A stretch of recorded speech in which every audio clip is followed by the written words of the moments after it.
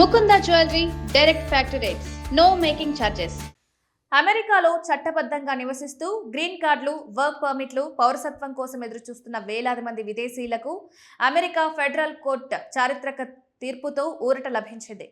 39 దేశాలకు చెందిన వలసదారులపై Donald Trump ప్రభుత్వం విధించిన కఠినమైన వలస ఆంక్షలు పూర్తిగా చట్టవిరుద్ధమని తేల్చి చెప్తూ రోడ్ ఐలాండ్లోని యుఎస్ డిస్ట్రిక్ట్ కోర్టు ప్రధాన న్యాయమూర్తి జాన్ మెక్కానెల్ తన 135 పేజీల సుదీర్ఘ తీర్పులో ఈ వివాదాస్పద విధానాలను కొట్టివేశారు.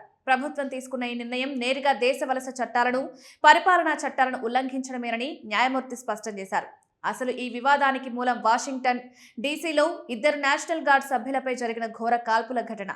ఈ కేసులో అరెస్టైన వ్యక్తి ఆఫ్ఘనిస్తాన్కు చెందినవాడు కావడం, అతను గతంలో అమెరికాకు వచ్చి ఆశ్రయం పొందిన వ్యక్తి కావడంతో ట్రంప్ ప్రభుత్వం దీన్ని అత్యంత తీవ్రంగా పరిగణించింది.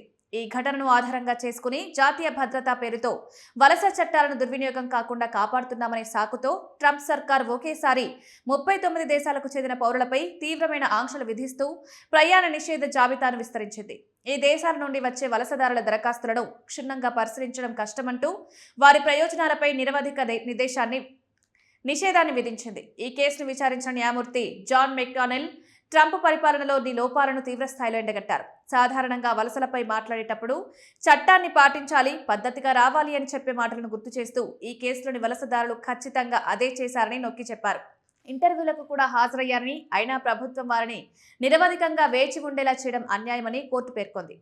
United states citizenship and immigration services సంస్థకు లేని చట్టబద్ధమైన అధికారాన్ని క్లెయిమ్ చేసుకుంటూ కేవలం వలస వ్యతిరేక భావాలను కప్పిపుచ్చుకోవడానికి జాతీయ భద్రతాన్ని సాగు వాడుకుందని కోర్టు తీవ్రంగా తప్పుపట్టింది. అమెరికా వ్యాపార వలసల న్యాయవాదుల సంస్థ ప్రకారం ఈ తీర్పుతో ట్రంప్ ప్రభుత్వం అమల్లోకి తెచ్చిన 4 ప్రధాన వలస విధానాలు పూర్తిగా నిషేధమయ్యాయి.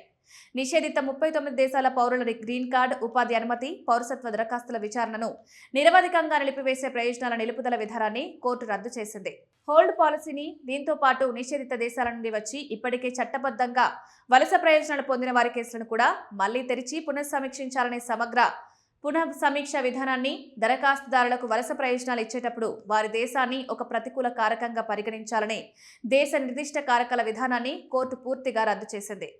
ఇందులో Afghanistan, Iran, Syria, Libya, Somalia, Yemen వంటి 19 దేశాల పౌరుల ప్రవేశాన్ని పూర్తిగా నిలిపివేయగా, నైజీరియా, వెనిజులా, క్యూబా, జింబాబ్వే వంటి మరో 20 దేశాల పౌరుల ప్రవేశాన్ని పాక్షికంగా నిలిపివేశారు.